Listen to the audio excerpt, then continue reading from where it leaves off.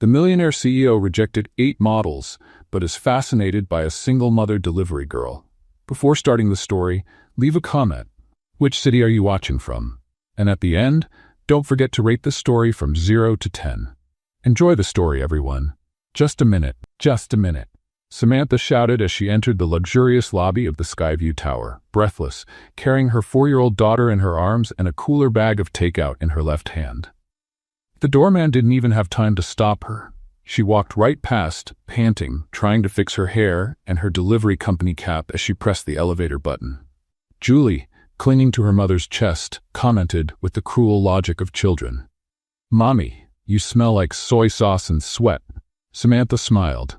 "And you smell like the strawberry candy you snuck out of reception. Smart girl." On the 32nd floor, the apartment door opened before she could even knock.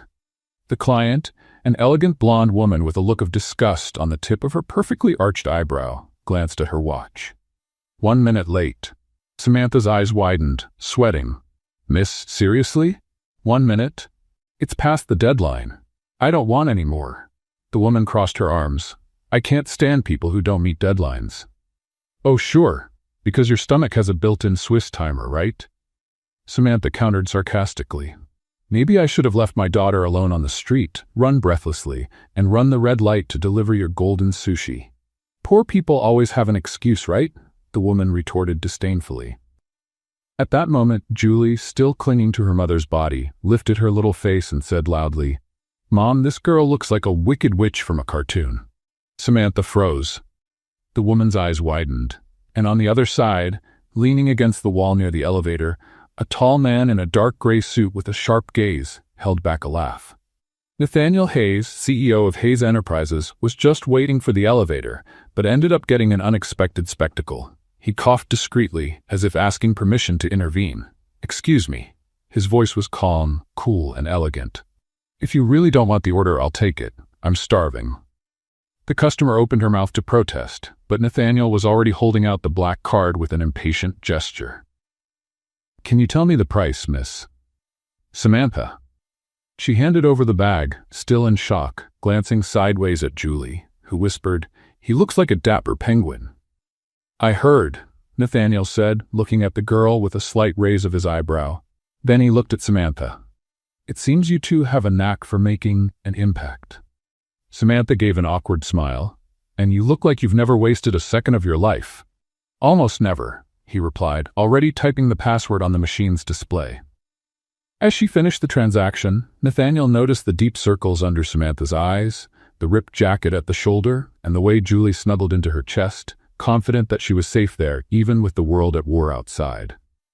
"It was only a minute," Samantha murmured, still indignant. "Just a minute." "1 minute can change everything," Nathaniel said, accepting the bag and turning toward the elevator. "And a CEO can order delivery like any mortal?" she teased. "Especially when the dinner event I'm supposed to be at is unbearable." Julie, still hugging her mother, gave a thumbs up. "Good choice, dapper penguin." Nathaniel shook his head, but before he entered the elevator, something unexpected happened. He was about to step into the elevator when he heard a strange noise behind him. It was a dry, forced cough that cut through the air like an alarm. Julie had begun coughing uncontrollably, clinging to her mother's chest. What began as an innocent throat clearing quickly turned into something more serious. The girl gasped for air, but it seemed her lungs refused to cooperate. "Julie? Julie, my love, what's happening?" Samantha panicked, holding her daughter's little face in her hands. "Breathe with me, breathe slowly." But Julie couldn't. Her lips began to turn slightly blue, and she made a high-pitched, desperate gasp for air. Her tiny hands clung to her mother's jacket like anchors. "Oh my God, Julie." Samantha looked desperately, but the child was getting more and more breathless. "Please, please, don't do this to me." The customer who had refused the delivery was still at the door, but she took a few steps back, clearly uncomfortable with the situation. Nathaniel, who already had 1 foot inside the elevator, stopped completely. "Does she have asthma?" he asked, dropping the cooler bag on the floor and approaching. "No, I don't know. She's never had this before." Samantha was shaking, holding Julie in her arms as the girl struggled to breathe. "Julie, my ain't stay with me, okay?" Nathaniel watched the scene for 2 seconds that felt like an eternity. The cold rationality that always guided him in business took over. He pulled out his cell phone and dialed quickly. "This is Nathaniel Hayes. I need an ambulance at Skyview Tower, apartment 3204. Child in severe respiratory distress. Now." Samantha looked at him with tears in her eyes. "She's going to be okay, right? Please tell me she's going to be okay." "Let's take her to the hospital now," Nathaniel said, already taking the car keys out of his pocket. "My car is in the garage. It's faster than waiting for the ambulance." "But I don't know you." Samantha hesitated for a second, even with Julie panting in her arms. "And I don't know you," Nathaniel replied, pressing the elevator button harder. "But your daughter needs help. Now." Julie made an even higher-pitched sound, and that was enough for Samantha to make her decision. She stepped into the elevator with Nathaniel, holding her daughter tightly, whispering comforting words in her ear. "Everything will be okay, my love. Mommy's here. This elegant penguin will help us, okay?" During the descent, Nathaniel called again, this time the hospital. "This is Nathaniel Hayes. I'm taking a child with a respiratory crisis to Lenox Hill Hospital. I want the best pediatric pulmonologist available, now, and I want an emergency room prepared." Samantha stared at him, surprised by the authority in his voice. It was clear that Nathaniel Hayes was not just any man in a suit. In the garage, he opened the door of a shiny black BMW. Samantha climbed into the back seat with Julie, who was a little calmer but still breathing heavily. "Hang in there, little warrior," Nathaniel said, glancing in the rearview mirror as he drove precisely through the streets of Manhattan. "You'll be fine soon." "She doesn't like hospitals," Samantha murmured, stroking her daughter's hair. "Nobody likes it," Nathaniel replied, stopping at a red light, "but sometimes it's the only place we can find the answers." 15 minutes later, they arrived at the hospital. Nathaniel stopped the car at the emergency room entrance, and a medical team immediately appeared with a small stretcher. "Dr. Martinez, pediatric pulmonologist," said a woman in a white coat, carefully picking Julie up. "We'll take good care of her." Samantha tried to accompany the medical team, but was stopped at the reception. "Ma'am, I need some information first," said the attendant, a middle-aged woman with glasses perched on the bridge of her nose. "Please, my daughter is in there," Samantha begged. "I understand, but these are mandatory procedures. Child's name? Julie Parker." "Health insurance?" Samantha swallowed hard. "No, we don't have health insurance." "Credit card as payment guarantee?" I can't pay now, but I can pay in installments. I can work extra. I can." The attendant sighed. "Ma'am, without some guarantee of payment, I can't authorize more advanced procedures." Samantha felt her world collapse. "Please, she's just a child. I'll pay, I swear I will, but don't let her suffer because of money." Nathaniel, who had parked his car and entered the hospital, overheard the conversation. He approached the counter with firm steps. "All costs are on me," he said, placing the black card on the counter. "I want the best treatments available, the best doctors, and I want them to do everything necessary." The attendant looked at the card, then at Nathaniel. "Mr. Hayes?" "Sure, no problem. I'll authorize all procedures immediately." Samantha's mouth dropped open. "But why are you doing this?" Nathaniel avoided her gaze. "Because it's the right thing to do." 2 hours later, Dr. Martinez walked out of the emergency room with a reassuring smile. "Julie is fine," he announced. "It was a bronchospasm, probably triggered by an allergy to something she inhaled. We gave her bronchodilators and she's breathing normally now. It's common in children, and with the right medication it shouldn't happen again." Samantha burst into tears of relief. "Can I see her?" "Of course. She's asking for Mommy and Uncle Penguin," the doctor smiled. When Samantha entered the room, Julie was sitting on the bed, playing with a teddy bear someone had given her. "Mommy," the little girl cried, stretching out her little arms. "My love." Samantha hugged her tightly. "How are you feeling?" "Much better. The doctor said I'm very brave," Julie smiled. "And where's Uncle Penguin? He promised he'd visit me." Samantha looked around, but Nathaniel was gone. At the front desk, the attendant handed over a folder of papers. "All charges were paid by Mr. Hayes. He left this card for you." Samantha picked up a sleek business card. Nathaniel Hayes, CEO, Hayes Enterprises. On the back was a handwritten note, "Hope Julie gets well, NH." "Where did he go?" Samantha asked. He left about 20 minutes ago. He said he had an urgent meeting. Samantha left the hospital with a sleeping Julie in her arms and the card clutched in her free hand. They took a taxi home, but the whole ride she couldn't stop thinking about the man who had saved her daughter without asking for anything in return. The next morning, after dropping Julie off at daycare, Samantha went straight to the address on her business card. The Hayes Enterprises building was imposing, all glass and steel, in the heart of the financial district. At the front desk, she explained that she needed to speak with Nathaniel Hayes. The receptionist, an elegant young woman, looked her up and down, from her worn flats to her delivery uniform, and smiled with forced politeness. "Mr. Hayes is in a meeting. Can I help you with anything?" "It's personal," Samantha insisted. After 20 minutes of waiting, Nathaniel and his father Henry appeared in the elevator, adjusting his tie. When he saw Samantha, he stopped for a second, surprised. "Samantha? How is Julie?" "She's fine, thanks to you," Samantha said, standing up. "Listen, I came here to talk about the money." "What money?" Nathaniel frowned. "The money you spent on the hospital. I'll give you every penny back, you can be sure of that. It might take a while, but I'll pay it back." Nathaniel shook his head. "No need." "Yes, it is," Samantha insisted, pulling a crumpled notebook from her bag. "How much was it? 2,000? 3,000? I'll write it down and pay it back little by little." "Forget it," Nathaniel said, already heading back to the elevator. "Nathaniel Hayes," she shouted, causing some people at the reception desk to turn around. "I'm not a charity worker. I work, I make ends meet, and I pay my bills." He stopped and turned around, his expression a mixture of surprise and admiration. "How much do you earn per month?" he asked. Henry just watched the scene in amazement. Samantha hesitated. "That's beside the point. Yes, you will. If you really want to pay, I need to know how long it will take you to save up $5,300. Samantha's eyes widened. 5,000 and... oh my God. "Now, do you understand why I said to forget it?" "No." She stomped her foot. 5,000 or 50,000? It doesn't matter. I'll pay it. You can write my name down on your debtor's list, but I'll pay every penny, Mr. Hayes. Nathaniel studied her for a long moment.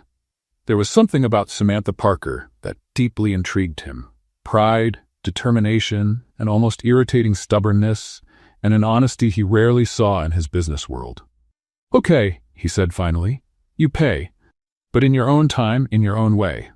"Thank you," Samantha sighed in relief. "You won't regret it." "I'm sure not," Nathaniel murmured, stepping into the elevator with a barely perceptible smile on his lips.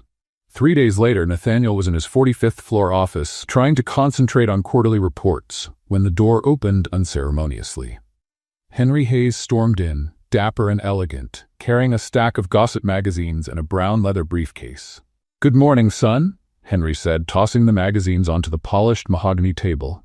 "We need to talk." Nathaniel sighed, recognizing the tone. Whenever his father started a conversation with, "We need to talk," it meant Henry had hatched some plan that Nathaniel definitely wouldn't like. "Dad, I'm busy. The merger with Morrison Corp needs my full attention. Morrison can wait." Henry sat in the chair facing the desk, crossing his legs with calculated elegance. "Your personal life can't wait." Nathaniel looked up from his papers, already anticipating where this conversation was going. "Let's not start that again." "Of course we will." Henry opened the first magazine, a New York gossip magazine.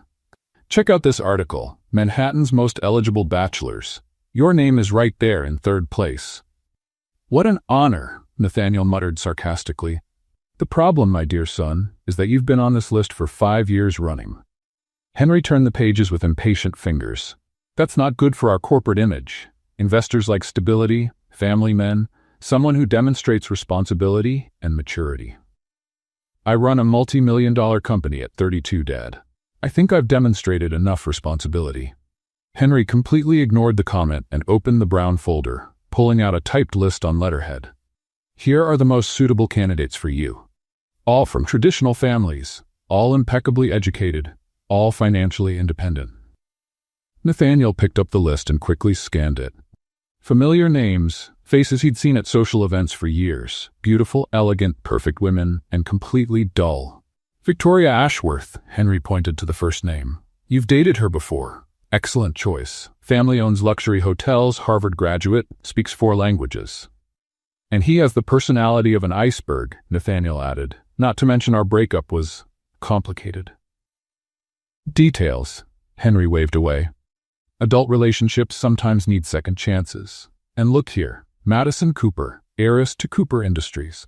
Gorgeous, intelligent, and you have a lot in common. Like the fact that we both prefer our phones to each other's company? Henry slammed his hand on the table in frustration.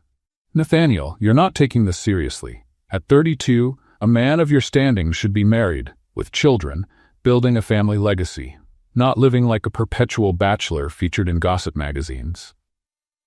What if I don't want to marry any of these women? Then I'll choose for you, Henry said, with the coldness of a corporate ultimatum. I have a fundraiser next week. I'll invite 3 of these candidates. You choose one for a serious relationship, or I'll choose and arrange the engagement. Nathaniel dropped the list on the table and leaned back in his chair in disbelief. You can't be serious. I'm completely serious. The Hayes family's reputation cannot be tarnished by your resistance to commitment. This is business, son. Strategic marriages have always been part of the corporate world. What medieval world is this, Dad? It's 2025, not 1824. Henry stood, putting away the magazines and briefcase with precise movements. The world hasn't changed as much as you think. Power, influence, and stability still go hand in hand. And a married Hayes is worth much more on the market than a single Hayes. Nathaniel stared out the picture window, watching the frenetic activity of Manhattan below. Somewhere in that city, Samantha was probably delivering orders, carrying Julie in her arms, struggling to pay the bills. The difference between their 2 worlds was stark. What if I say I'd rather marry the local delivery girl? He said, without taking his eyes off the window. The sentence came out as a provocation, a desperate attempt to irritate his father and end the conversation. Henry paused in the doorway, turning slowly. Instead of the outburst of indignation Nathaniel expected, his father's face showed something far more dangerous. Genuine interest. Neighborhood delivery girl? Henry repeated, with calculating curiosity. Are you referring to someone specific? Nathaniel realized his mistake too late. It was a joke, Dad, a provocation. Interesting, Henry murmured, pulling a small notebook from his inside jacket pocket and making a note. Very interesting. Dad, stop. It was just a random comment. Of course it was. Henry smiled, but it wasn't a reassuring smile. It was the smile he wore when he closed especially lucrative deals. A delivery person? What a revolutionary concept. Henry Hayes, I'm serious. Don't turn a silly joke into one of your crazy projects. Crazy project? Henry feigned offense. Son, I'm just expanding the possibilities. Maybe it's time to think outside the box, as you young executives like to say. Nathaniel felt a chill run down his spine. He knew his father well enough to know when Henry was up to something, and in the last 32 years of his life, he had never seen anything good come of Henry Hayes's schemes. Dad, whatever you're thinking, please don't do it. Don't worry. Henry opened the door, pausing only to glance over his shoulder. The benefit is next Friday. Wear your best tuxedo, and who knows, maybe we'll have some surprises on the menu. The door closed with a soft click, leaving Nathaniel alone with a growing sense that he'd made a terrible mistake. He knew Henry too well to believe the reference to the neighborhood delivery girl would be forgotten. He picked up the phone and dialed his secretary. Sandra, I need you to find out everything about next Friday's charity event. Guest list, vendors, everything. Of course, Mr. Hayes. May I ask why you're concerned? Nathaniel looked at the list of candidates still on his desk, then at the note Henry had made in his notebook. I have a feeling my father is planning something that will go very wrong for everyone involved. Meanwhile, 3 floors above, Henry Hayes was in his private office, leafing through a phone book and smiling as if he had just discovered the solution to a very complex problem. Neighborhood delivery girl, he muttered to himself, picking up the phone. What a brilliant idea, Nathaniel. Absolutely brilliant. And with that, Henry began making some very specific calls, organizing what would undoubtedly be the most interesting event of the entire New York social season. The following Friday, Samantha Parker stood in front of the cracked bathroom mirror in her small apartment, trying to fix her hair for the 5th time. Her black catering uniform was borrowed and 2 sizes too big, but it was the best she could find at the last minute.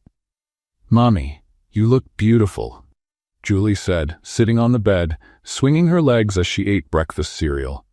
"Thank you, love. Mom's just a little nervous."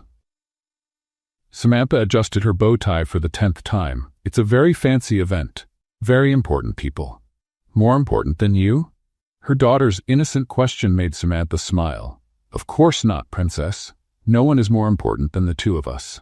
An hour later, Samantha was in the kitchen of the Plaza Hotel's grand ballroom, receiving instructions from the supervisor, a serious woman named Margaret. "This is a high society fundraiser," Margaret explained, adjusting Samantha's apron. "Lots of millionaires, some celebrities, people who can make or break a catering company's reputation with one ill-timed comment. So, smile, be polite, and for God's sake, don't drop anything." Samantha nodded, her stomach churning. She desperately needed the extra money. Julie needed new allergy medication, and the rent was late. "You'll serve the drinks during the cocktail hour," Margaret continued.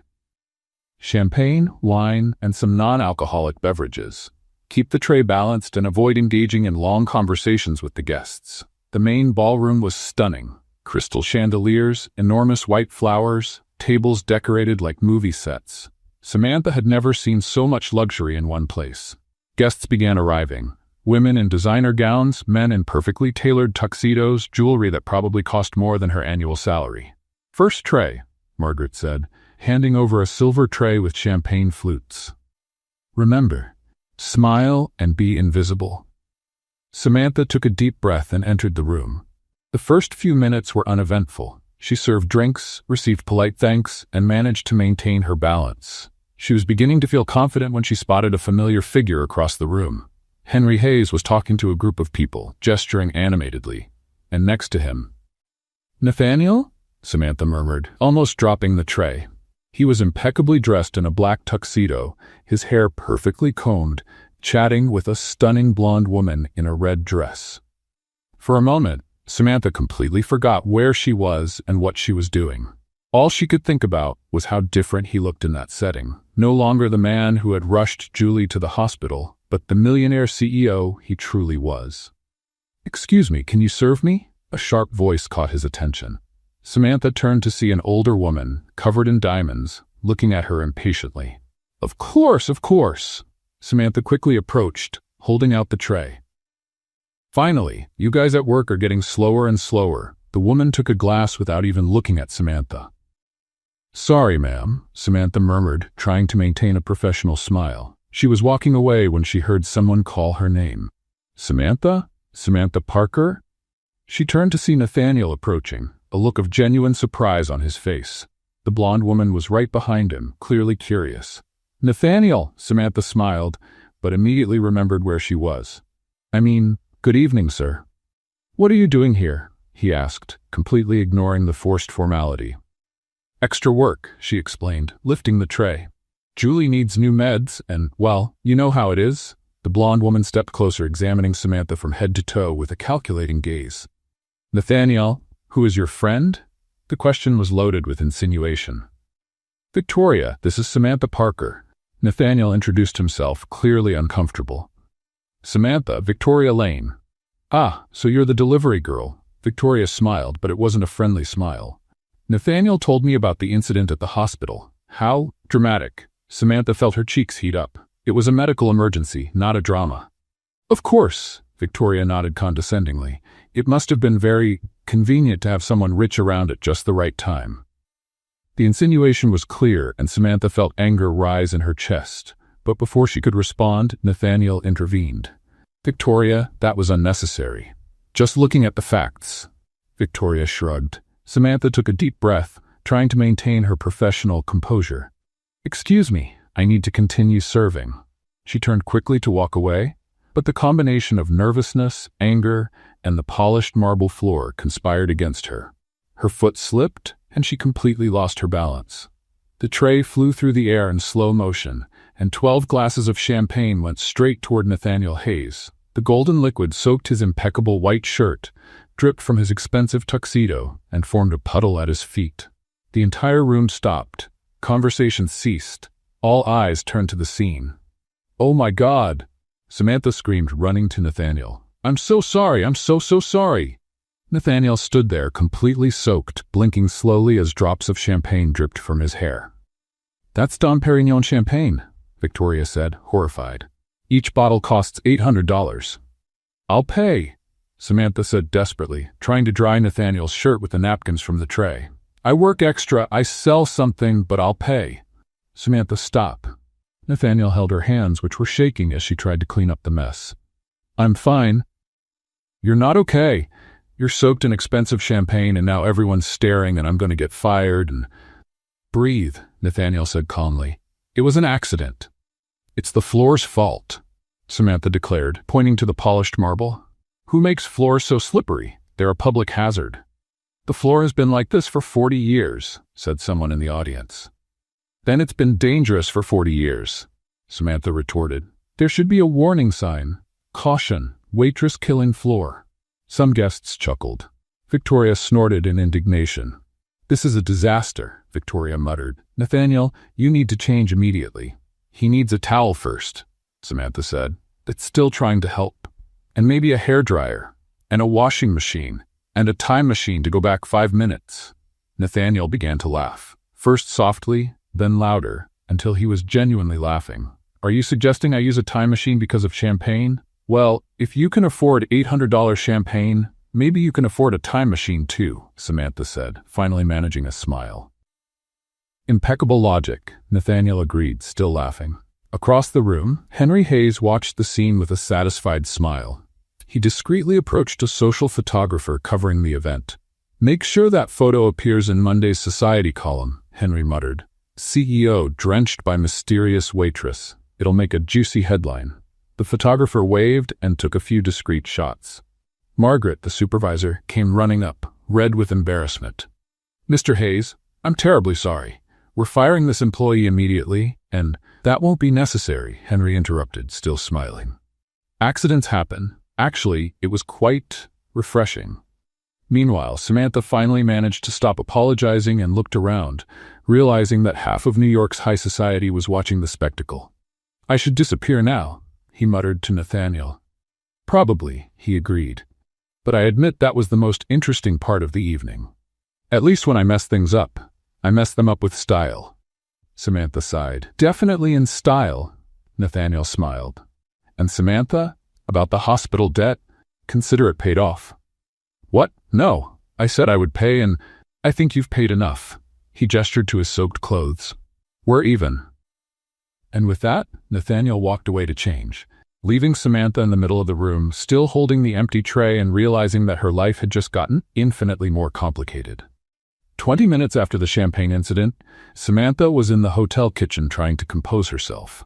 Margaret had been surprisingly understanding, especially after Henry Hayes personally assured her there would be no consequences. Still, Samantha felt mortified. I can't believe I soaked the man who saved my daughter, she muttered to herself, washing her hands in the kitchen sink. Julie's gonna laugh at me for a whole week. Actually, I think it was quite memorable. Samantha turned quickly and found Henry Hayes standing in the kitchen doorway, impeccably dressed in his tuxedo, with a smile that didn't reach his eyes. Mr. Hayes, she straightened immediately. I'm sorry about what happened. Your son? I didn't mean to. Relax, my dear, Henry waved, stepping closer. You can call me Henry, and as for the incident, it was exactly what I expected. Samantha frowned. Did you expect that? Have a seat. Henry gestured to a chair next to the small table where the employees took their breaks. I need to talk to you. Coffee? Well… Samantha hesitated but eventually sat down. Okay. Henry poured 2 cups of coffee from the coffee maker and sat in the chair opposite. For a moment he studied her with the intensity of someone considering an investment. I remember you, he said finally. A few days ago at the Hayes Enterprises reception desk, fighting with my son about paying a hospital bill. Samantha blushed. I wasn't fighting. I was insisting. Insisting on paying $5,300 as a delivery woman's salary. Henry smiled. Admirable. Stubborn, but admirable. I always pay my debts, Samantha said, lifting her chin proudly. I know. That's why I'm here. Henry sipped his coffee, apparently savoring the suspense. Samantha began to feel like a mouse being watched by a very intelligent cat. Mr. Henry, I don't understand. Why are you talking to me? Because I have a proposal for you. A proposal that can solve all your financial problems. Samantha nearly spat out her coffee. What kind of proposal? Henry leaned forward, his expression as if he were about to close the deal of the century. I want you to pretend to be my son's girlfriend. The silence that followed was deafening. Samantha blinked several times, making sure she'd heard correctly. Sorry, I think I misunderstood. Did you say fake girlfriend? At public events, social dinners, strategic appearances, Henry explained as if he were discussing stock market shares. Nothing too complicated. Just convincing New York society that my son has finally found someone special. Samantha put the cup down so hard that the coffee spilled. Are you crazy? I'm being practical, Henry corrected. Nathaniel needs to get married. I need a daughter-in-law who will generate media interest and change his image as a confirmed bachelor. You need money. It's a win-win situation. I can't pretend to date your son, Samantha stammered. First, because it's a lie. Second, because he looks like a penguin in a sloppy suit. Third, because you have principles, Henry added. That's exactly why you're perfect. Samantha shook her head vigorously. No. That's crazy. You need to find someone else. An actress, maybe. Someone who can fake it. The actresses I know are very obvious, Henry said, pulling an envelope from his inside jacket pocket. You, on the other hand, are authentic. Real. Exactly what Nathaniel needs to break his image as a cold, calculating man. He's not cold, Samantha said without thinking. I mean, he saved Julie. He paid her medical bills. He was kind. See? You already see his human side. Henry smiled, satisfied. That's exactly what I need the audience to see. Henry placed the envelope on the table. Julie's tuition paid for the next 5 years. Private school, the best in the area, plus $10,000 per public appearance. And a $50,000 bonus when the charade is no longer necessary. Samantha stared at the envelope as if it were a poisonous snake. $50,000? It's a reasonable amount for the service provided. But it's a lie, she protested. It's deceiving everyone. It's marketing, Henry corrected. And marketing is the art of presenting reality in the best possible way. Samantha took the envelope with trembling hands. The inside was a preliminary contract and a check with more zeros than she had ever seen combined. I can't accept this, he said, but his voice didn't sound very convincing. Think about Julie, Henry said softly. Private school means better opportunities, better teachers, a better future. It means you'll never have to worry about whether you can afford her medicine again. Samantha's hands trembled. 5 years of school fees, a lifetime's worth of food deliveries. What if Nathaniel doesn't agree? Leave Nathaniel to me, Henry said confidently. My son is stubborn, but he's not stupid. He'll understand that this is good for everyone.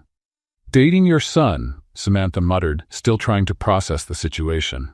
Pretending to be in love with a penguin in a clunky suit who probably doesn't even know how to change a light bulb. He knows how to change light bulbs, a cold voice said from the kitchen doorway. Samantha and Henry turned at the same time. Nathaniel stood in the doorway, still wearing the spare shirt someone had borrowed, his hair still slightly damp from champagne, and an expression that was a mix of shock and indignation. Nathaniel! Henry stood up, smiling as if nothing had happened. I'm glad you're here. We were just... I heard it all, Nathaniel interrupted, striding into the kitchen. From the proposal to solve financial problems part to the penguin in a sloppy suit part. Samantha sank into her chair, embarrassed. Nathaniel, Dad, what the hell do you think you're doing? Nathaniel ignored Samantha and looked directly at Henry. I'm solving 2 problems at once, Henry replied calmly. You need a girlfriend. She needs money. Simple math. I don't need a fake girlfriend. Yes, she does, Henry insisted. And she needs that money. Look at her, Nathaniel. Really look. When was the last time you saw someone work so hard just to keep their daughter healthy? Nathaniel looked at Samantha, who was blushing with embarrassment, still holding the envelope. That's not fair to either of us, he said more softly. Life isn't fair, Henry retorted, but sometimes we can create arrangements that work for everyone. Samantha finally found her voice. I didn't say I accepted.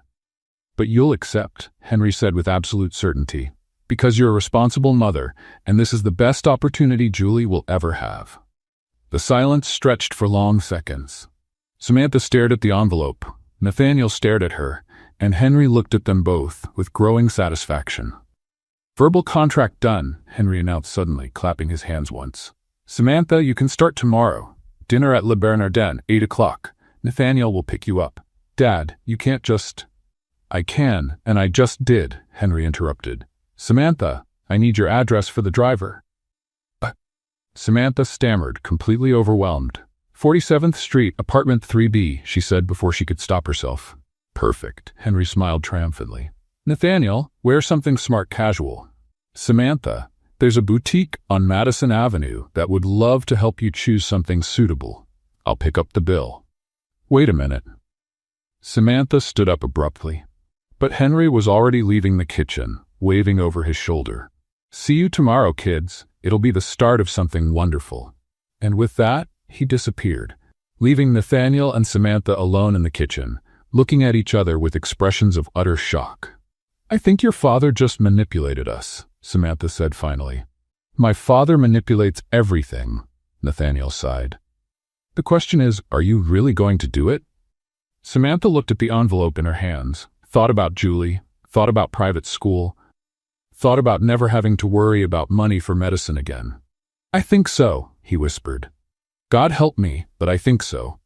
The following Saturday at 7:30 in the evening, Samantha stood in front of her bedroom mirror, adjusting for the 10th time the navy blue dress she'd picked out at the Madison Avenue boutique. The saleswoman had insisted the color brought out her eyes, but all Samantha could think was that the dress cost more than 3 months' rent. Mommy, you look so pretty, Julie said from her bed, where she was coloring in a book.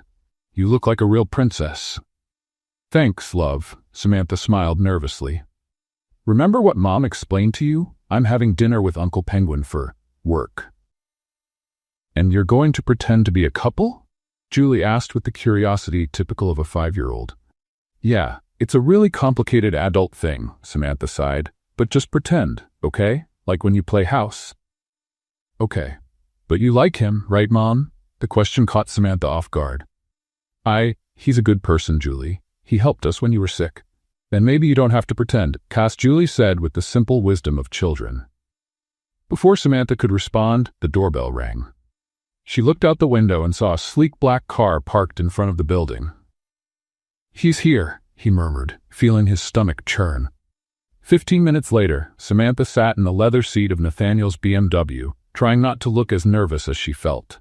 He was impeccably dressed in a dark gray suit, driving with the same precision he handled everything else in life. Are you okay? He asked, glancing at her. You look tense. I'm fine, Samantha lied, just trying to remember which fork to use for each dish. Or is it a spoon? Do you even have a spoon at a fancy dinner? Nathaniel couldn't hide a smile. Relax, it's just dinner.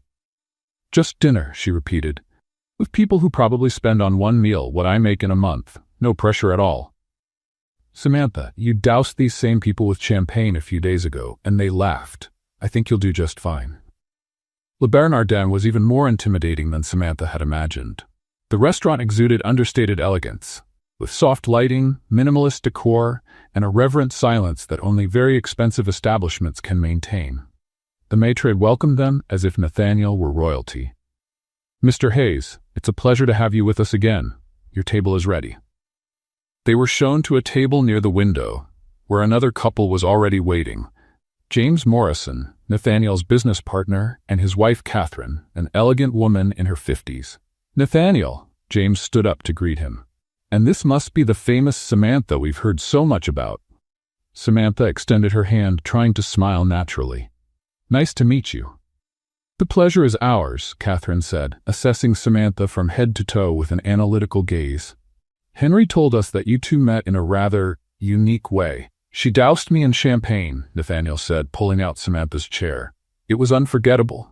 How romantic, Catherine laughed. Tell us, how did this romance begin? Samantha felt panic rise in her throat. They hadn't agreed on a story.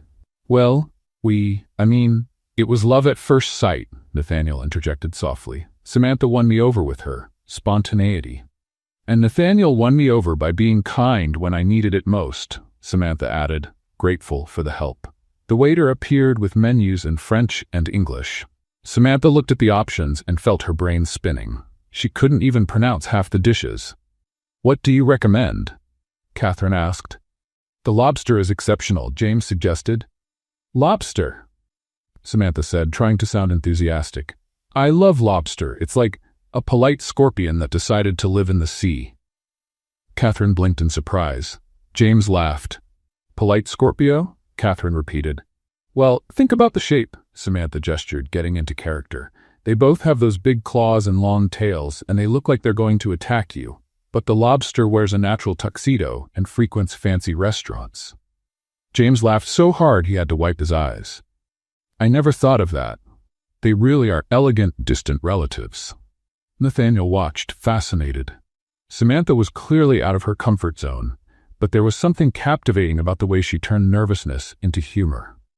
When the cutlery was brought, Samantha looked at the collection of forks, knives, and spoons with a lost expression. "Why do we need 3 forks?" he whispered to Nathaniel. "I only have 2 hands." "Use it from the outside in," he whispered back. "What if I eat from the inside out? Will I get arrested?" "Probably deported," Nathaniel joked. Catherine, who had heard the whisper, smiled. "Samantha, have you ever traveled abroad?" Samantha swallowed. "Oh yes, I travel, a lot." "How wonderful. Where was your last trip?" "France," Samantha said quickly. "Paris. I loved the Eiffel Tower." "So tall. And what else did you visit?" Samantha panicked completely. "The Louvre, with the Mona Lisa, which, by the way, is much smaller than it looks on TV. And she has an expression like she just heard an inside joke." "Intern?" James asked, intrigued. "You know, those jokes only she understands.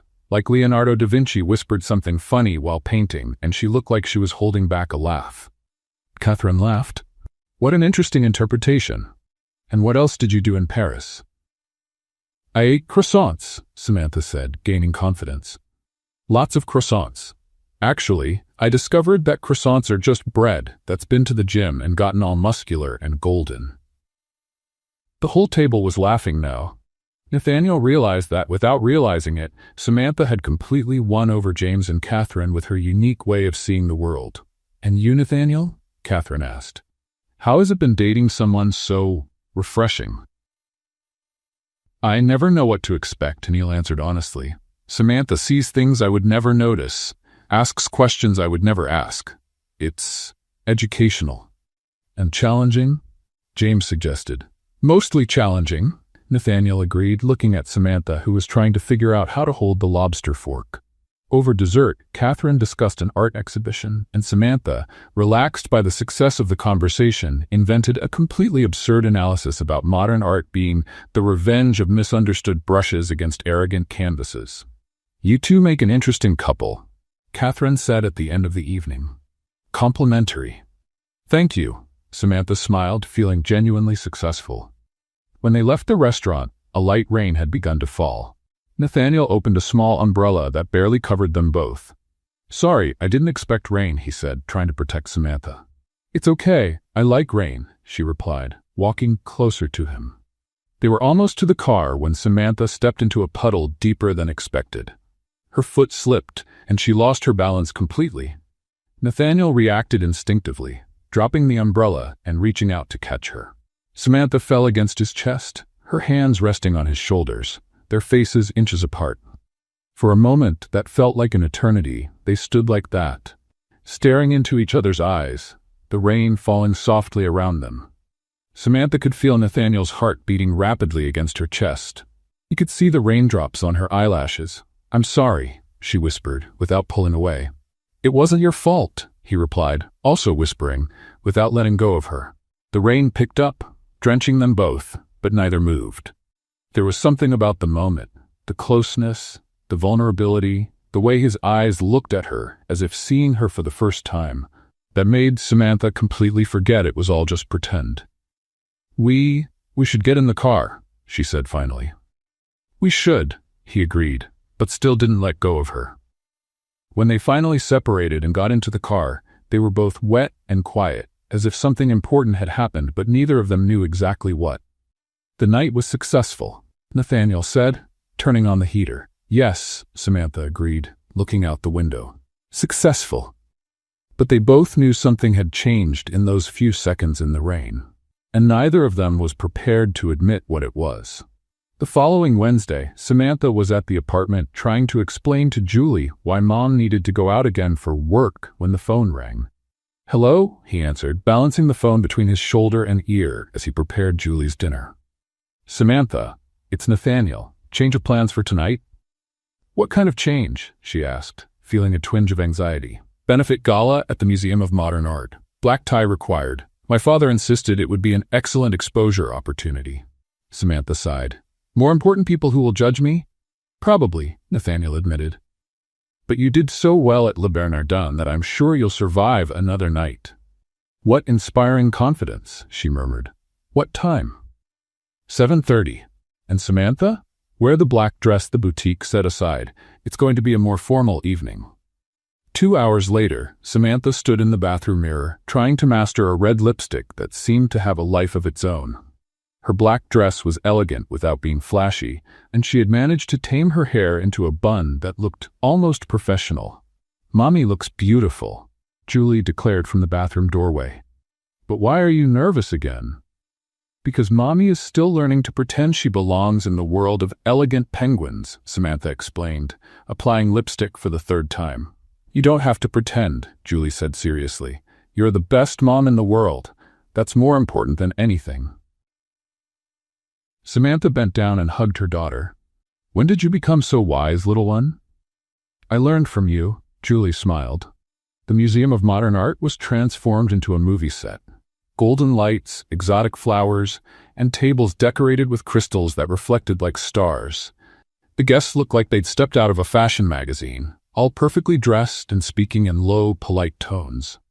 Nathaniel met her at the entrance, impeccably dressed in a black tuxedo. "You look beautiful," he said, offering his arm. "Thank you," Samantha smiled, trying to ignore how her heart raced at the compliment. "You also look, well, you always look elegant." They walked through the main hall, where Nathaniel greeted acquaintances and introduced Samantha as his girlfriend. She was just beginning to feel more comfortable when a familiar voice cut through the air. "Nathaniel Hayes. What a wonderful surprise." They turned to see Victoria Lane approaching like a hurricane in red silk. Her dress was a work of art in itself, perfectly cut, paired with jewelry that probably cost more than a car. She looked absolutely stunning, and she knew it. "Victoria," Nathaniel said, his voice growing noticeably colder. "I didn't expect to see you here." "Oh dear, you know I never miss a good charity." Victoria smiled, but her eyes were fixed on Samantha like a predator sizing up prey. "And this must be your new friend." "Samantha Parker." Samantha held out her hand, trying to maintain the confident posture she had learned. Victoria shook her hand with a smile that didn't reach her eyes. "Victoria Lane. What an interesting dress. Very affordable." The comment was disguised as a compliment, but the intention was clear. Samantha felt her cheeks heat up, but she kept her smile. "Thank you. I chose something that wouldn't draw too much attention. I don't like being vulgar." Victoria blinked, catching the subtle hint. "Of course. And tell me, Samantha, what do you do for a living? Besides dating, obviously." "I work in logistics and deliveries," Samantha answered honestly. "It's honest work. I help people get what they need." "How noble," Victoria said with evident condescension. "It must be challenging for someone of your background to adapt to this environment." Samantha felt her irritation rise, but managed to keep her cool. "Actually, it's been fascinating. It's amazing how some people can be so elegant on the outside and so small on the inside." Some nearby guests seemed to pick up on the tension and approached discreetly, curious. "Oh, you're direct." Victoria laughed, but it didn't sound amused. "I imagine it's hard to understand the subtleties of our society when you don't grow up in it." "You're right," Samantha agreed happily. "In my world, people know how to use coarse salt to ward off bad energy, much more effective than complicated social codes." A nearby gentleman chuckled. A woman muttered something about how refreshing. Victoria realized she was losing her audience. "Coarse salt?" Victoria tried to sound amused. "How folkloric." "It's an old but reliable method," Samantha continued, as if giving a lesson. "You take the salt, make a circle around the negative energy, and voila, The person is contained within their own poison. Now several people were laughing openly. Nathaniel watched the scene with growing fascination, impressed by Samantha's ability to turn an attack into humorous self-defense. Nathaniel, Victoria turned to him, trying to regain control of the situation. Remember when we went to that charity auction in Boston? You bought that wonderful Monet painting. I remember, Nathaniel replied dryly. And the trip to the Hamptons on the Wellington's yacht? Victoria continued, clearly trying to reminisce about better times. Those were such sophisticated times. They were, Nathaniel agreed, but he didn't sound nostalgic. Samantha watched the exchange and decided it was time to strike back. What beautiful memories. Nathaniel told me you were very compatible. You both loved things expensive and empty. Victoria's mouth fell open in shock. Excuse me? Oh, sorry if I worded it poorly, Samantha said with mock innocence. I meant expensive things and, how do you say, no real emotional substance? Nathaniel explained to me how difficult it was to find genuine connection in that kind of relationship. Nathaniel coughed, clearly trying to hide a smile. He definitely hadn't said it, but he was impressed by Samantha's creativity. I don't think Nathaniel would say something like that, Victoria said, her voice slightly high-pitched. Oh, but he did, Samantha insisted. It was quite touching, actually. He talked about how empty he felt, like he was playing a role, pretending to be someone he wasn't. He said he never wanted to feel that way again. The surrounding crowd was now clearly paying attention.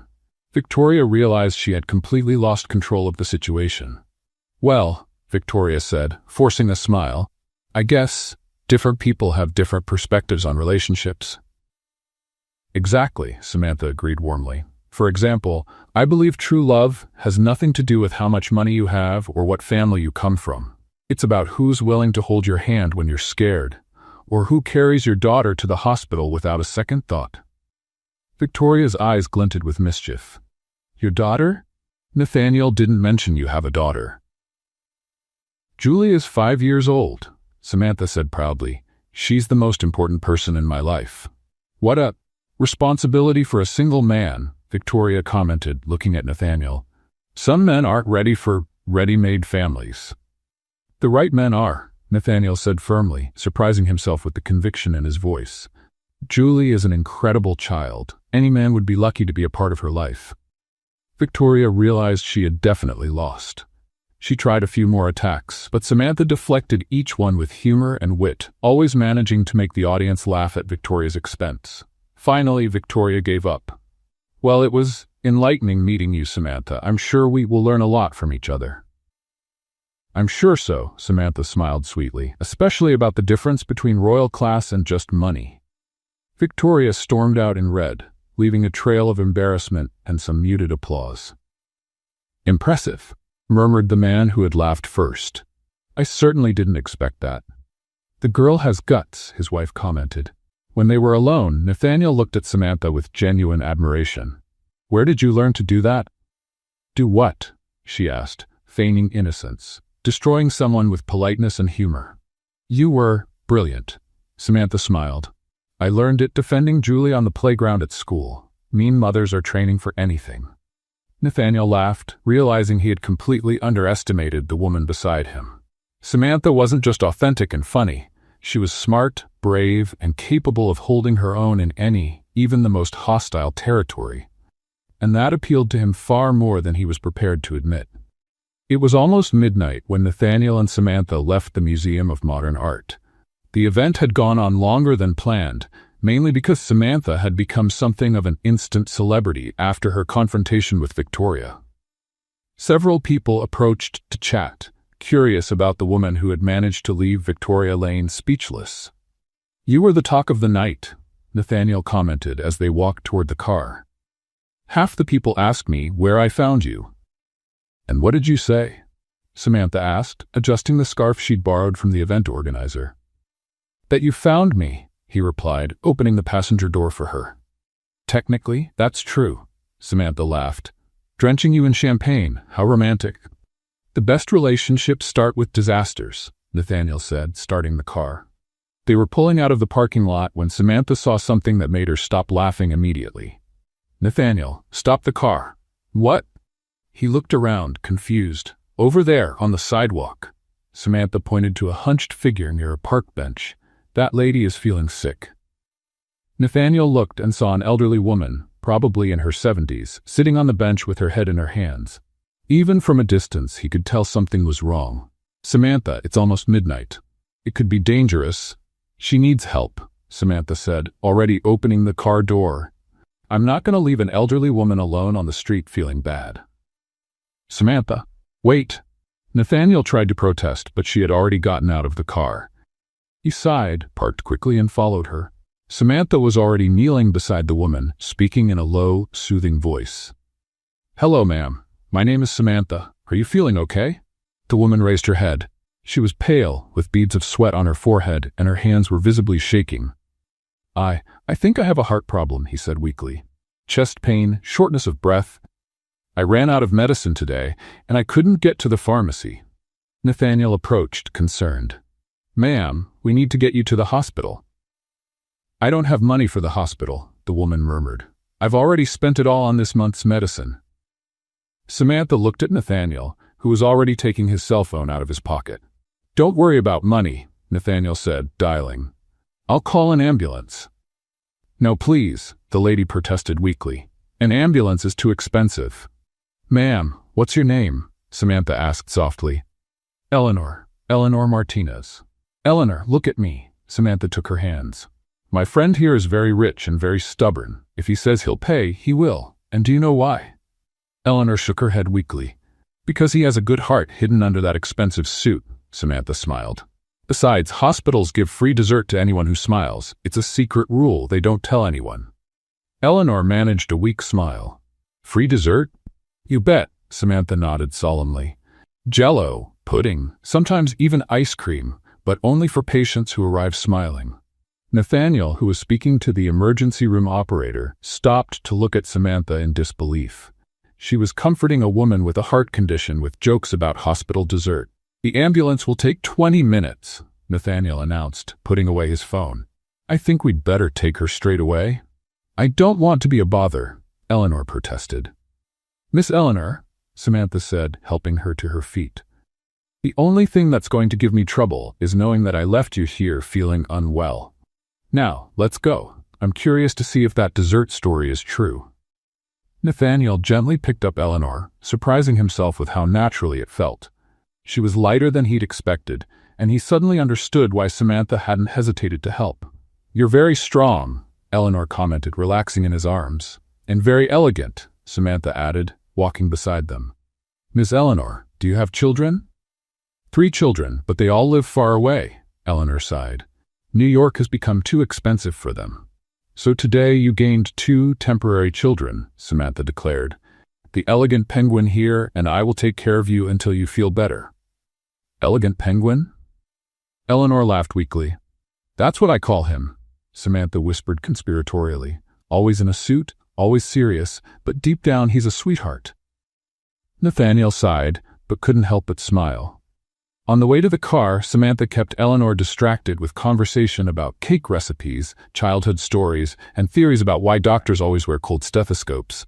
It's to see if the patient still has reflexes, Samantha explained. If you jump when they put that cold thing on your chest, it's a sign that you're alive and reactive. That makes sense, Eleanor agreed, looking more animated. Samantha, Nathaniel murmured. That's not true. Are you sure? She asked, blinking innocently. I bet you've never asked a doctor. At the hospital, Eleanor was immediately seen by the medical staff. Nathaniel handled all the paperwork and payments while Samantha stayed in the waiting room, promising Eleanor she would be there when she left. You don't have to stay, Nathaniel said, sitting beside her in the uncomfortable emergency room chairs. Of course I do, Samantha retorted. I promised we'd take care of her, and besides, I still haven't figured out if the dessert story is true. 2 hours later, the doctor came out with good news. Eleanor had had a hypertensive crisis but was stable. She would require regular medication and monitoring, but there was no permanent damage. Can I see her? Samantha asked. Of course. She's asking about you. Eleanor sat up in the hospital bed, looking much better. There was color in her cheeks again, and she was smiling. My guardian angels, he said when he saw them enter. How are you feeling? Nathaniel asked. Much better. And I found out you were right about dessert, Eleanor said to Samantha. The nurse brought chocolate pudding. She said it was for special patients who arrive with loving companions. Samantha looked at Nathaniel with a triumphant smile. I told you there was free dessert. That was lucky, Nathaniel muttered. Or maybe the best things happen when you act from the heart, Samantha retorted. The doctor explained that Eleanor would need to be kept under observation until morning, and that they had contacted one of her sons who would be coming from Boston to pick her up. I don't know how to thank you, Eleanor said, holding their hands. You saved me. We just did what any decent person would do, Samantha said. Not every decent person would have stopped, Eleanor observed wisely. You make a good couple. You look out for each other and for others, too. In the car on the way home, Nathaniel was quiet, thoughtful. Are you okay? Samantha asked. I'm thinking, he replied. When you saw Eleanor on the street, I thought of safety, of time, of convenience. You only thought of helping. And what's the problem with that? It's okay, Nathaniel said slowly. It's just, I don't know when I stopped acting on humanitarian instinct, when I started calculating everything. Samantha watched him drive, noticing the tension in his shoulders. Maybe you just forgot that you still have that person inside you, the same one who carried Julie to the hospital without a second thought. Maybe, he murmured. Nathaniel? Trying? Thank you for today, for stopping the car, for carrying Eleanor, for paying for everything without question. You were incredible. Nathaniel glanced at her and smiled. Thank you for reminding me of who I used to be. When they arrived at Samantha's apartment, she hesitated before getting out of the car. By the way, he said, opening the door, Eleanor was right about one thing. What? We really take good care of each other.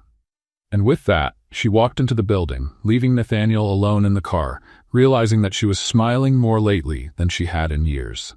The following Monday, Samantha was at JFK Airport, nervously glancing at the flight board while clutching a small suitcase borrowed from her neighbor.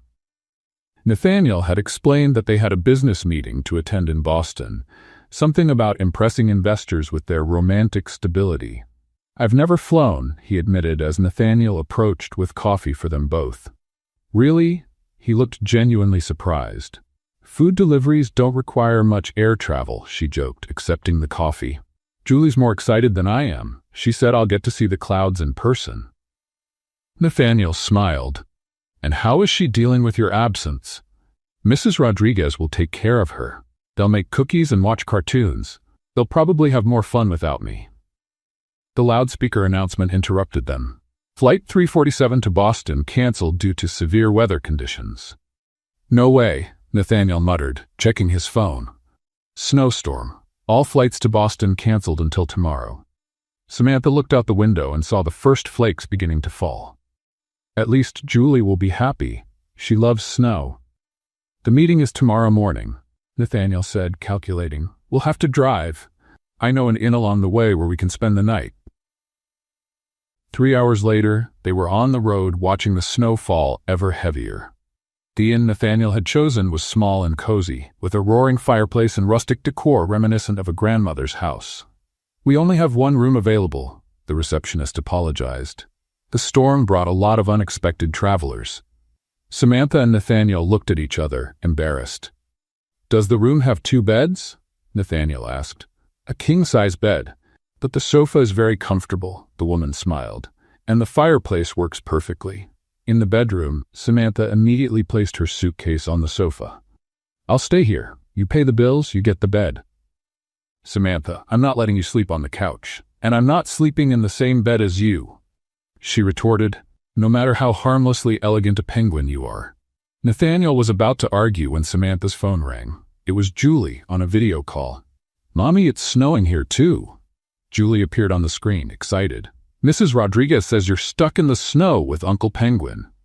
Hi, love, Samantha smiled, sitting on the edge of the bed. I'm fine. Uncle Penguin has taken care of me.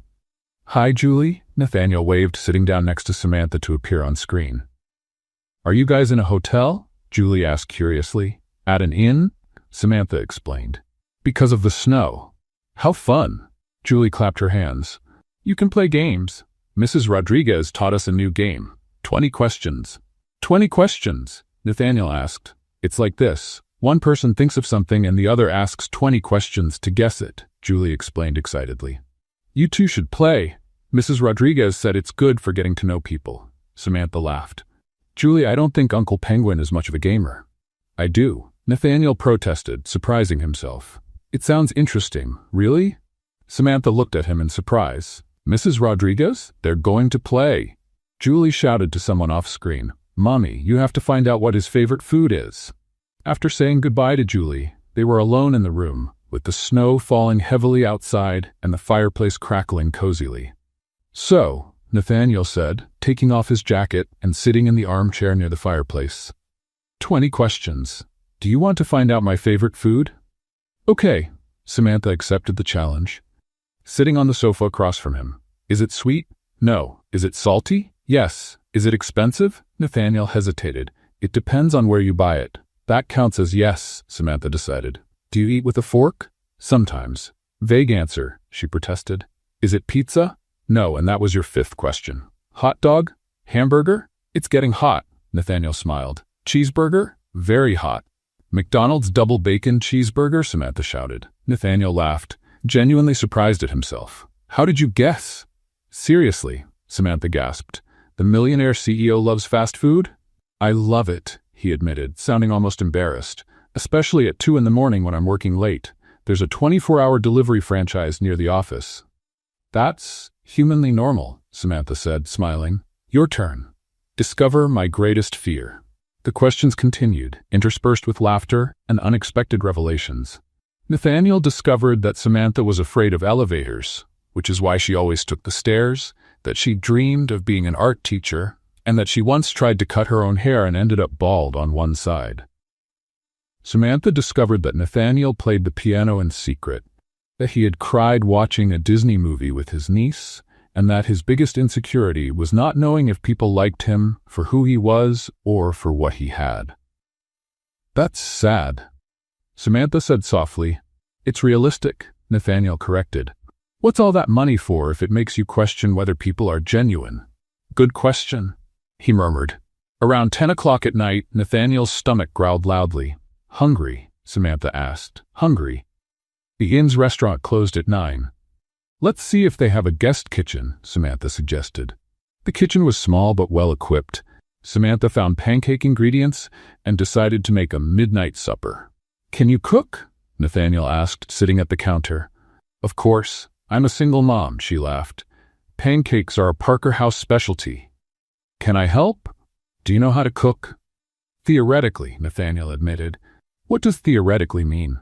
It means I know the basics, but I've never really practiced much. Samantha laughed. Okay, you can be my assistant. Nathaniel mixed the batter while Samantha prepared the pan. Everything was going well until he decided to flip a pancake in midair, like he'd seen in movies. The pancake flew high, spun gracefully, and landed right on the stove next to the frying pan. Nathaniel! Samantha yelled, trying to get the dough off the hot burner. The dish towel caught fire when she tried to clean up the mess. Fire! Nathaniel shouted, grabbing a glass of water.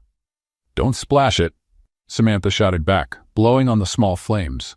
Within seconds, the kitchen was filled with smoke, the fire alarm went off, and they were both covered in flour and giggling like teenagers.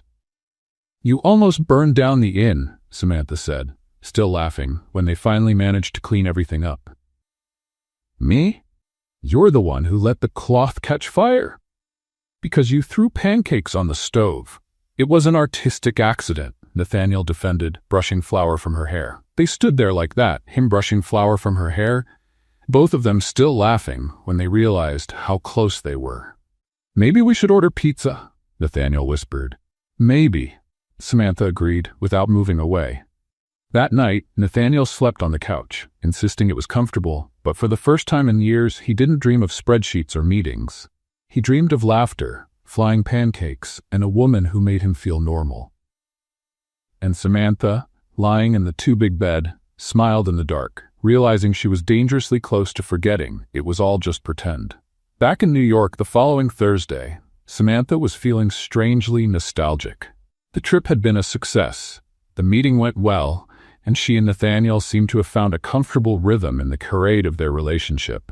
She even began to forget it was all pretense. He was organizing Julie's school clothes when his cell phone rang. It was Margaret from the catering company. "Samantha, have you seen the news today?" "What news?" Samantha frowned. Turning on the TV, "Look for the local gossip channel. You'll want to sit down for this." With a bad feeling, Samantha found the channel. The host, a blonde woman with a predatory smile, was discussing high society scandals. "And now, a story that's shaking Manhattan," the host said.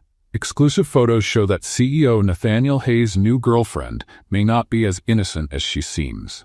The screen showed a photo of Samantha entering an expensive store, followed by another of her leaving with several bags. Then, an image of her in a luxurious beauty salon. Sources close to her reveal that Samantha Parker, from a humble background, has been spending thousands of dollars on shopping sprees since she began dating Millionaire Hayes, the host continued. The question remains, true love or financial gain? Samantha felt her stomach sink. These purchases had been organized by Henry, part of the costume needed for the events. She hadn't even picked out half of the things. The phone rang again. It was a number she didn't recognize. "Hello? Samantha Parker? This is the Manhattan Tribune. We'd like to ask you a few questions about your relationship with Nathaniel Hayes." She hung up immediately, but the phone rang again, and again. "Mommy, why are people screaming down there?" Julie asked from the window. Samantha looked over and saw reporters gathering in front of the building. Her heart raced. "Julie, put on your coat, we're going out the back door." But it was too late. As they left the building, camera flashes exploded. Reporters shouted questions. "Samantha, is it true you're using Nathaniel Hayes? How much money did he spend on you? How does it feel to be called a gold digger?" Samantha picked up Julie and ran, shielding her daughter's face from the cameras. They managed to escape in a taxi, but Julie was scared and confused. "Mom, why were those people yelling at us?" It's complicated, love," Samantha said, trying to remain calm. At Mrs. Rodriguez's apartment, where they had taken refuge, Samantha tried to call Nathaniel, but it went straight to voicemail. She tried 3 more times without success. Finally, 2 hours later, he returned the call. "Samantha, I saw the news." His voice was tense. "We need to talk."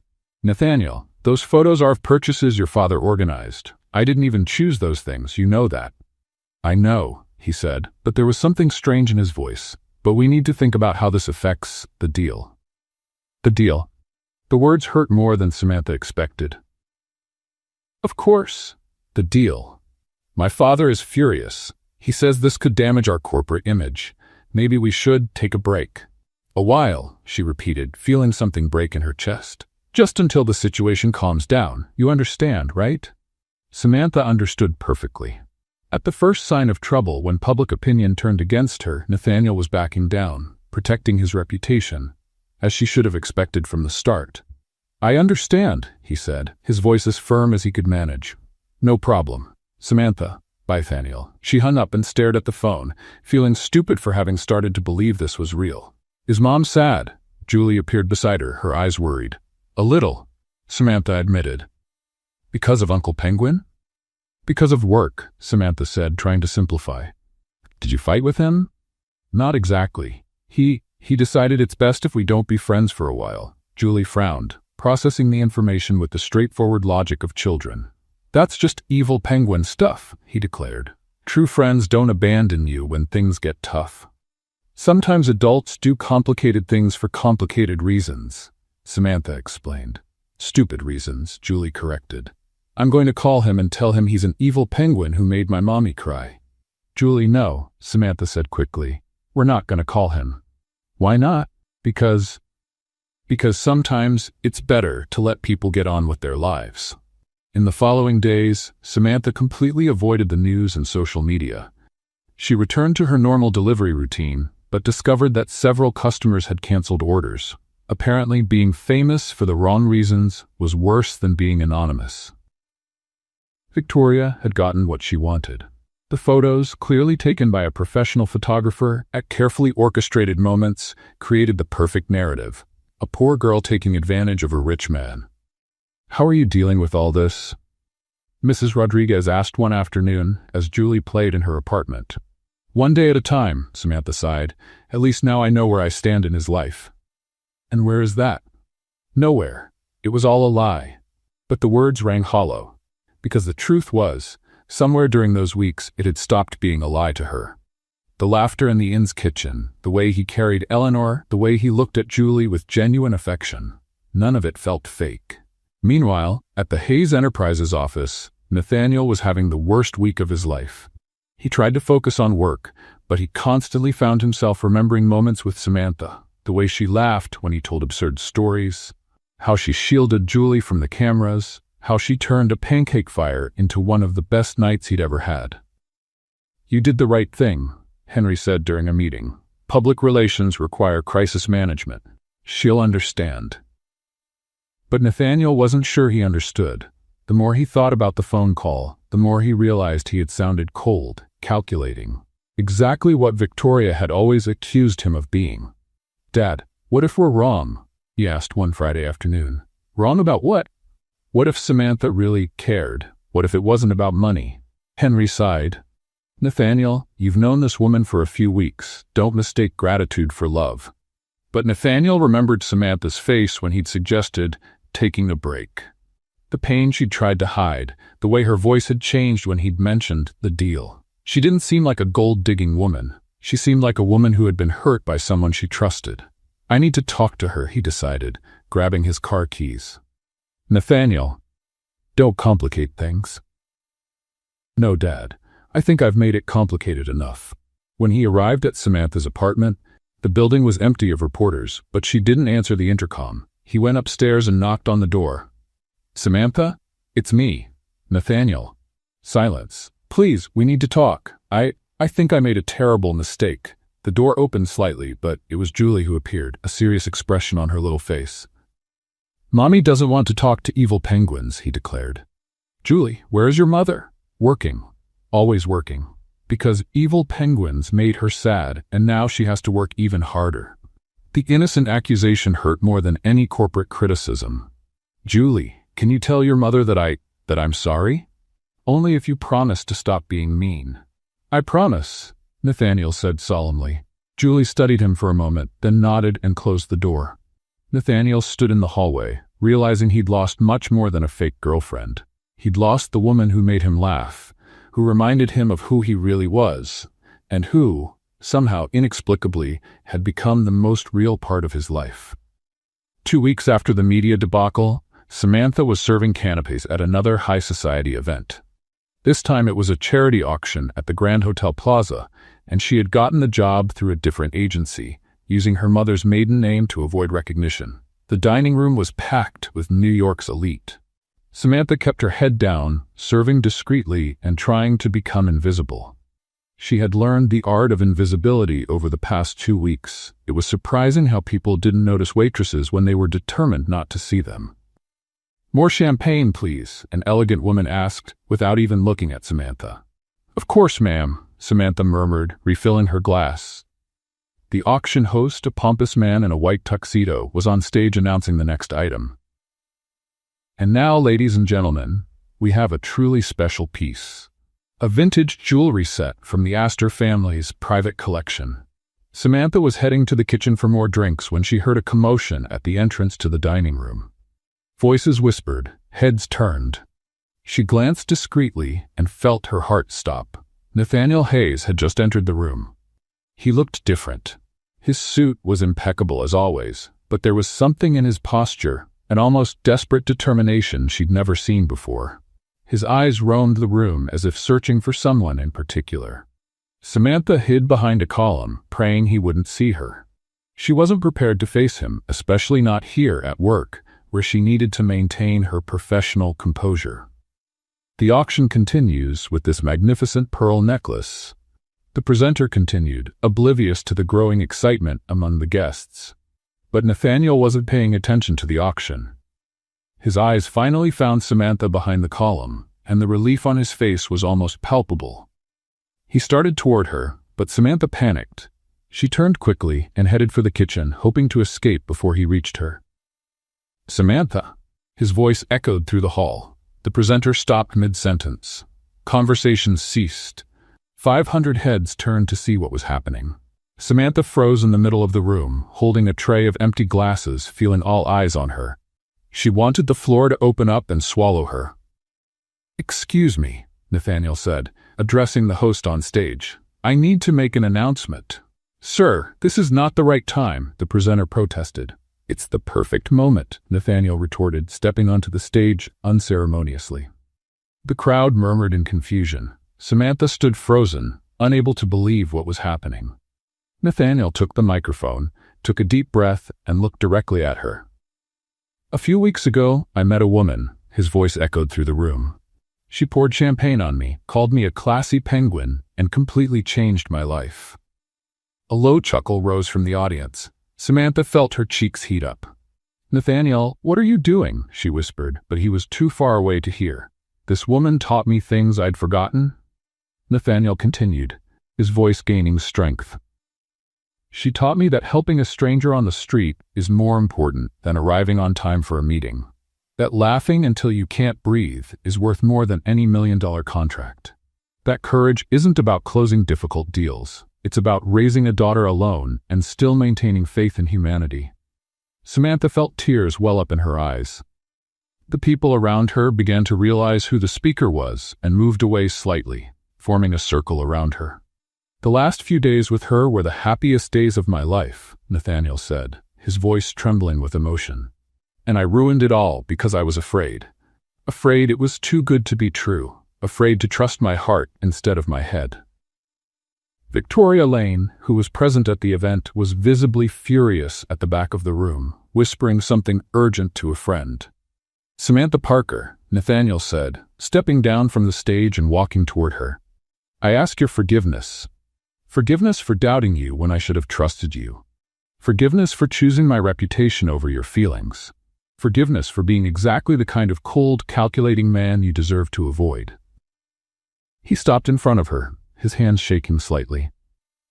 "You taught me that life isn't a spreadsheet full of calculations and strategies. Life is improvisation, it's chaos, it's spilling champagne and laughing at the mess. And I want to improvise with you forever."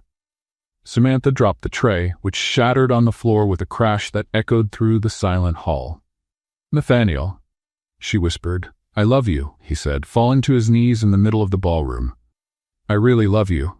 It's not a pretense, it's not a deal, it's not a strategy. It's real, it's terrifying, it's the most genuine thing I've ever felt in my life." He took a small velvet box from his pocket. "Samantha Parker, will you marry me? Do you want to start a real family with me and Julie? Do you want to teach me how to be human every day for the rest of our lives?" The room was completely silent. Even the waiters had stopped working to watch the scene. Samantha looked at the man kneeling before her, the Millionaire CEO who had given up all pride and control to come out publicly.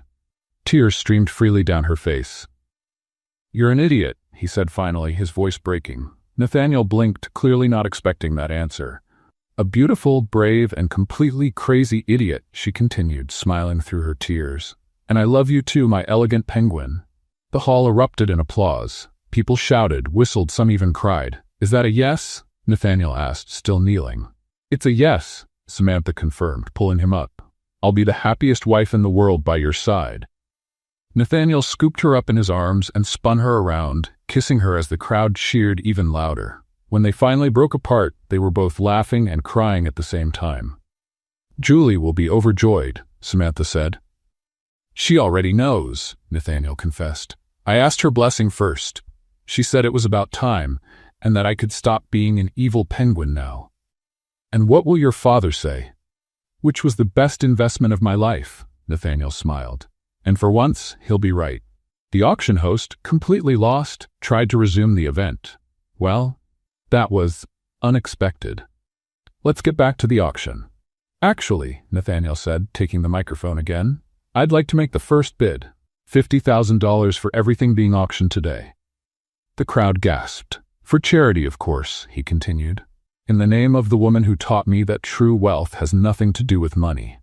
And with that, Nathaniel took Samantha by the hand, and they left the room under a shower of flower petals that someone had started throwing, leaving behind a party that would definitely go down in New York gossip history.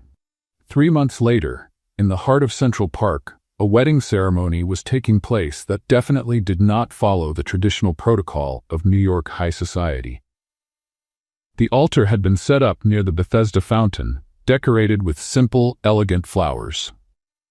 Gold chairs were arranged in a semicircle for the 300 guests. An eclectic mix of executives in expensive suits, food delivery drivers in their finery, Samantha's neighborhood neighbors, and curious socialites who wouldn't miss this event for the world. "I've never seen anything like it," murmured Margaret, the catering supervisor, eyeing the homemade hot dog stand that had been set up next to the Dom Perignon champagne table. "That's the idea," smiled Mrs. Rodriguez, elegant in a navy blue dress Samantha had insisted on buying for her. Samantha wanted everyone to feel at home. Across the room, a vintage ice cream cart played cheerful music, while children ran around dressed in their best clothes, some holding heart-shaped balloons. "Dad, are you sure this is right?" Nathaniel asked nervously, adjusting his tie for the 10th time. He looked impeccable in a charcoal gray tuxedo, but his anxiety was evident. "More right than anything you've ever done," Henry replied, surprisingly relaxed for someone who was always concerned with appearances. "And Nathaniel, stop fiddling with your tie. You look perfect." The music changed, signaling the beginning of the ceremony. Guests rose as Julie appeared at the head of the aisle, beautiful in a pale pink dress, tossing flower petals with exaggerated enthusiasm. "Don't skimp on the petals," she shouted to the other bridesmaids, making the audience laugh. Behind her, Samantha appeared on the arm of her stepfather, a simple man who had raised her after her parents' deaths. Her dress was simple but stunning, white satin with delicate lace details, nothing extravagant, but perfectly her. Nathaniel felt the air leave his lungs when he saw her. After months together, she still took his breath away. "Can you breathe, son?" Henry whispered, amused. "I think so," Nathaniel murmured, never taking his eyes off Samantha. The ceremony was conducted by a judge who was a friend of the Hayes family, who had agreed to maintain the relaxed tone Samantha wanted. "We're here today to celebrate something that started with spilled champagne and turned into true love." The judge began, drawing laughter from the audience. During the vows, Nathaniel was the first. "Samantha, you taught me that the best moments in life aren't in the plans we make, but in the accidents that happen. You taught me to laugh at myself, to stop to help strangers, and that family isn't about DNA or social status. It's about choosing to be there for someone every day."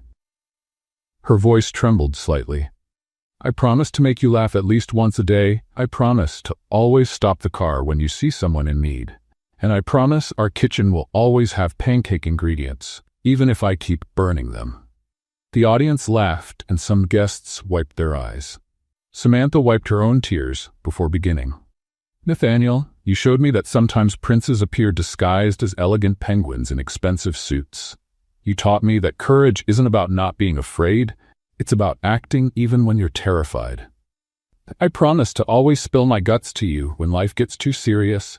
I promise to teach you the Spanish curse words I learned from Mrs. Rodriguez, and I promise our home will always be filled with laughter, even when everything seems impossible." When it came time for the rings, Nathaniel was so nervous that he picked up the wrong ring and tried to put it on his own finger. "Honey, the ring is for me," Samantha whispered, laughing. "I knew it," he murmured back, blushing. "I was testing to see if you were paying attention." "Of course I was." She smiled. Finally, when the judge declared them husband and wife, Nathaniel kissed Samantha under a shower of petals thrown enthusiastically by Julie and deafening applause. During the reception, as guests danced to an eclectic mix of soft jazz and children's songs for Julie, Nathaniel picked up his new stepdaughter. "Julie, now I'm going to have a real daddy," she cried, beaming with happiness. "And I'm going to have the most amazing daughter in the world," Nathaniel replied, holding her tenderly. "Julie, I promise to be the best daddy in the world to you and the best husband to your mommy. I promise that nothing and no one will ever separate us again." "Not even a wicked witch?" Julie asked, looking over to where Victoria was watching from afar, clearly uncomfortable with the general merriment. "Nor an evil witch," Nathaniel confirmed solemnly. During the speeches, Henry stood up with a glass of champagne. "My son has always been stubborn," he began, drawing laughter, but this time his stubbornness led him to the right person. "Samantha, thank you for teaching my son that there are more important things than spreadsheets and meetings." Nathaniel stood up too, putting his arm around his father's shoulders. "Dad, I should thank you. If it weren't for your crazy plan to hire a fake girlfriend, I would never have found the love of my life." "It was my best investment," Henry smiled. "And I've made a lot of good investments in my life." The party continued late into the night, with executives eating hot dogs, socialites dancing to children's music, and Julie teaching some important guests how to play hopscotch. When it was finally time to leave, Nathaniel carried Samantha to the car, following tradition, while Julie threw rice and shouted marriage advice she'd learned from Disney movies. "You'll live happily ever after," she shouted.